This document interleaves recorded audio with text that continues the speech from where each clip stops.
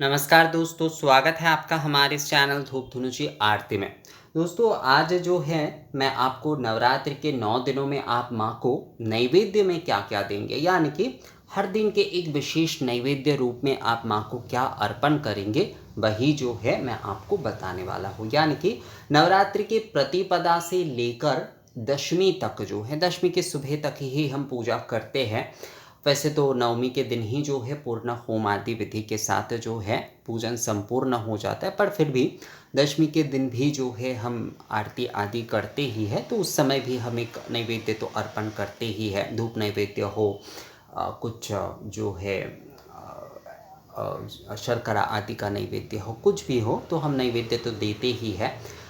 माँ के विदाई के पहले जो है जो आरती पूजन करते हैं तो उसमें, तो इसीलिए जो है प्रतिपदा से लेकर दशमी तक इन दिनों में हर दिन के एक अलग अलग विशेष नैवेद्य रूप में आप क्या दे सकते हैं, जो कि देवी भागवत महापुराण में वर्णन किया गया है, वही जो है मैं आपको आज बताऊंगा। देवी भागवत महापुराण अनुसार नवरात्रि के 9 दिनों में, देवी भागवत महापुराण अनुसार नवरात्रि के 9 दिनों में दोस्तों आप प्रतिपदा से लेकर दशमी तक हर दिन विशेष नैवेद्य में आप माँ को क्या देंगे, वही जो है आज का हमारा विषय है। तो यहाँ पर कहा गया है, प्रतिपदा तिथि में भगवती जगदम्बा का षोडशोपचार षोडशोपचार से पूजन करके नैवेद्य के रूप में, षोडशोपचार हो या कोई भी उपचार से आप जो भी दशोपचार सप्तोपचार आदि कोई भी उपचार से आप पूजन कर रहे हैं, तो उसमें प्रतिपदा तिथि में भगवती जगदम्बा का षोडशोपचार से पूजन करके नैवेद्य के रूप में उन्हें गाय का घी अर्पण करना चाहिए तथा फिर वो घी ब्राह्मण को दे देना चाहिए। इसके परिणाम स्वरूप मनुष्य कभी रोगी नहीं हो सकता, अर्थात जो है रोग आदि जो है माँ की कृपा से दूर हो जाते हैं। और गाय के घी जो है, शुद्ध गाय के घी जो है, वही जो है प्रथम दिन के नैवेद्य के रूप में जो है, नैवेद्य के रूप में उन्हें गाय का घी जो है वो अर्पण करना चाहिए प्रतिपदा तिथि के दिन जो है। और यहाँ पर कहा गया है वो ब्राह्मण को दे देना चाहिए।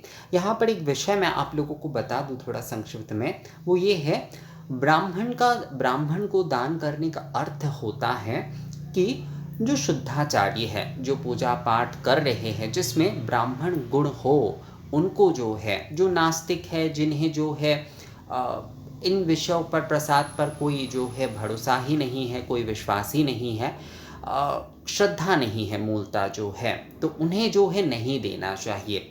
ब्राह्मण गुण संपन्न कोई व्यक्ति जो पूजन आदि करते हैं नित्य प्रतिदिन जो है, जिनके मन में भक्ति भाव है अपने इष्ट के प्रति, अपनी आराध्य के प्रति, उनके मन में एक आराधना का भाव है, उन्हें ब्राह्मण गुण संपन्न कहा जाएगा। नारी पुरुष कोई भी हो तो उन्हें आप दे सकते हैं, किसी नास्तिक को जो है नहीं देना चाहिए। हमारे शास्त्र में ब्राह्मण को दान करने के विषय में यही कि ब्राह्मण गुण संपन्न जो व्यक्ति है, जो शुद्धाचारी जो व्यक्ति है, जो अपनी आचार आराधना में प्रतिष्ठित है, उन्हें जो है आपको प्रसाद अवश्य देना चाहिए।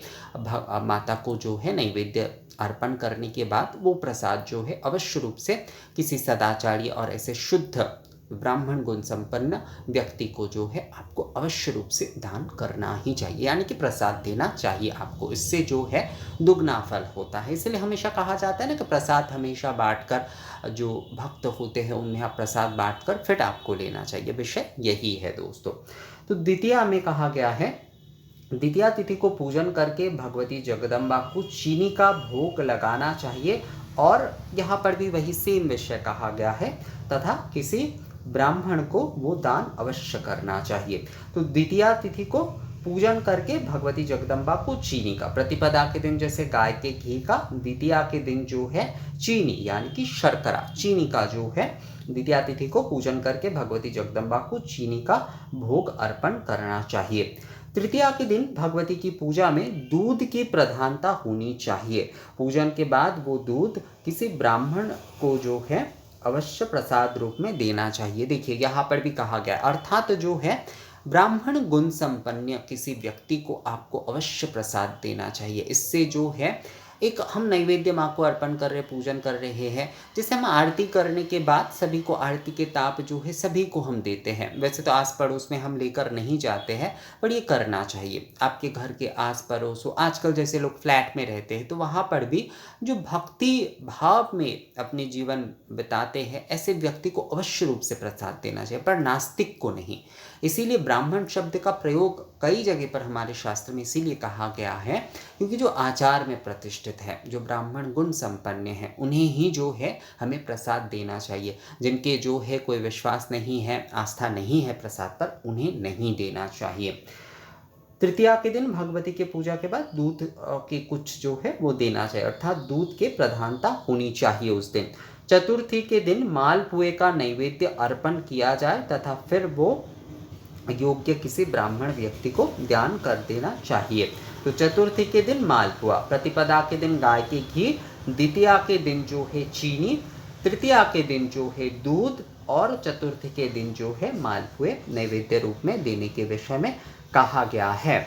अब इसके बाद जो है कहा गया है पंचमी तिथि के दिन पूजा करके भगवती को केले भोग लगाए। केला जो है वो आपको भोग लगाना चाहिए। षष्ठी तिथि के दिन देवी के पूजन में मधु का विशेष महत्व है, यानी कि मधु जो है वो आपको षष्ठी के दिन देना चाहिए।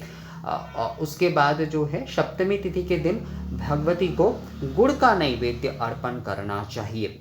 सप्तमी तिथि के दिन जो है माता भगवती को गुड़ के बताश आदि या फिर गुड़ के जो है आप जो है माँ को दीजिए। मतलब गुड़ आप ऐसे ही दे सकते, या फिर चना गुड़ आदि इस प्रकार से भी जो है वो आप दे सकते हैं। कई लोग जो है नारियल के साथ भी गुड़ आदि देते, तो वो भी आप जो है अवश्य रूप से दे सकते हैं। अष्टमी तिथि के दिन भगवती को नारियल का भोग अवश्य लगाना चाहिए। भगवती को नैवेद्य रूप में जो है नारियल अर्पण करने के बाद किसी शुद्ध ब्राह्मण व्यक्ति को वो नारियल जो है वो देना चाहिए, अर्थात जो है प्रसाद रूप में। नारियल जो है सबसे उत्तम होता है, और अष्टमी जो है महातिथि होती है, सबसे उत्तम तिथि होती है नवरात्रि के, मतलब विशेष तिथि होती है। कि आप जो है हर दिन अगर पूजा नहीं कर पा रहे हैं नवरात्रि के, तो अष्टमी के दिन और नवमी के दिन ही केवल करने से जो है आपको पूर्ण नवरात्रि का फल मिल जाता है।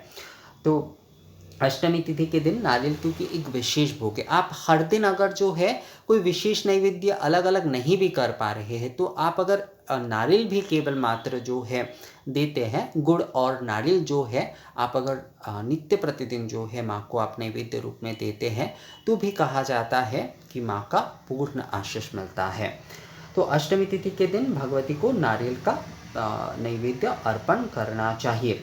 नवमी तिथि में भगवती को धान का लावा अर्पण करके किसी सत्गुण संपन्न ब्राह्मण को दान करना चाहिए। अर्थात जो है नवमी तिथि को धान का लावा बतासे आदि के साथ, जैसे हम दीपावली के पूजन में भी देते हैं, तो वो जो है वो हमें देना चाहिए दोस्तों। और इसके बाद जो है दशमी तिथि के दिन भगवती को काले तिल का नैवेद्य अर्पण करना चाहिए। काले तिल आदि का लड्डू भी जैसे सर्दी के समय तो वो काफ़ी जो है अच्छा होता है, तो काले तिल आदि का नैवेद्य जो है गुड़ आदि के साथ जैसे काले तिल के लड्डू आदि बनाकर जो है माँ को आप भोग अर्पण कर सकते हैं।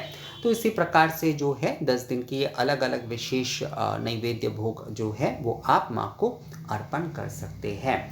नैवेद्य और भोग रूप में देखिए, आप ये नैवेद्य मतलब उपचार विधि के समय भी आप इसे दे सकते हैं, और साथ में अलग से जब दोपहर में आप भोग रूप में देना चाहते हैं तो उसमें भी आप ये दे सकते हैं। मतलब नैवेद्य में भी आप यही दे रहे हैं, और भोग रूप में भी जब आप दोपहर के समय भोग देते हुए भोग आरती करेंगे तो उस समय भी आप यही सारे जो है दे सकते हैं, कोई समस्या उसमें नहीं है। बहुत सारे लोगों का, आप लोगों का ये सवाल होता है कि दादा क्या जो हम नैवेद्य के समय हम दे रहे हैं, नैवेद्य पूजा के समय जो दे रहे हैं, या भोग में वही दिया जाना सही है या फिर कुछ दूसरा आयोजन करना है? ऐसा नहीं है, आप वही दे सकते हैं, पर अलग अलग। मतलब नैवेद्य का अगर आप पूजा विधि में आप कर रहे हैं तो उसका आप अलग आयोजन कर लीजिए, और भोग का जो है आप अलग आयोजन कर लीजिए। पर वस्तु अगर एक है, द्रव्य अगर एक है, तो उसमें कोई समस्या नहीं है।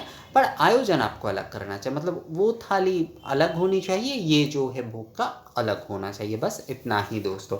तो प्रतिपदा तिथि में जो है, प्रतिपदा तिथि में घी का, द्वितीया में जो है चीनी का, तृतीया में जो है दूध का, चतुर्थी में जो है मालपुए का, पंचमी में जो है केले का, षष्ठी में जो है मधु का, सप्तमी में जो है गुड़ का, अष्टमी में जो है नारियल का, नवमी में जो है धान के लावा यानी खिल बताशे आदि जो है इसका, और दशमी में जो है काले तिल का नैवेद्य जो है वो आपको भगवती को अर्पण करना चाहिए नवरात्रि के इन दिनों में जो है।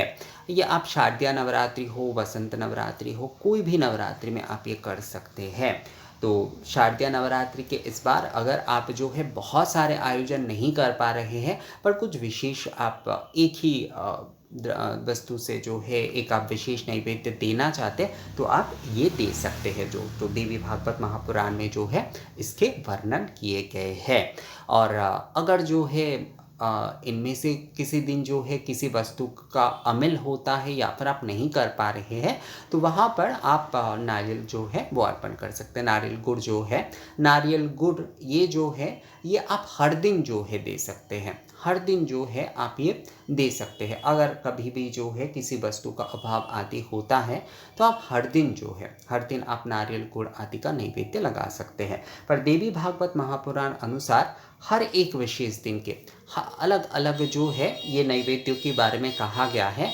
तो नवरात्रि के ये 10 दिनों में जो है अगर आप जो है माँ को प्रदान करते हैं ये अलग अलग नैवेद्य जो है तो बहुत ही उत्तम होता है। तो ये वीडियो कैसा लगा आप लोगों को? देवी भागवत महापुराण अनुसार जो है प्रतिपदा से दशमी तक के नैवेद्य के अलग अलग विषय के बारे में मैंने आप लोगों को बताया। अगर ये वीडियो अच्छा लगा है तो इसे लाइक और शेयर ज़रूर कर दीजिएगा और मुझे कमेंट्स करके या फिर जो है मेल करके भी आप लोग बता सकते हैं ये वीडियो आप लोगों को कैसा लगा। और अगर आप लोगों का कोई सवाल आती है तो वो भी आप लोग बोल सकते हैं। तो मिलते हैं आपसे अगले वीडियो में, तब तक के लिए नमस्कार।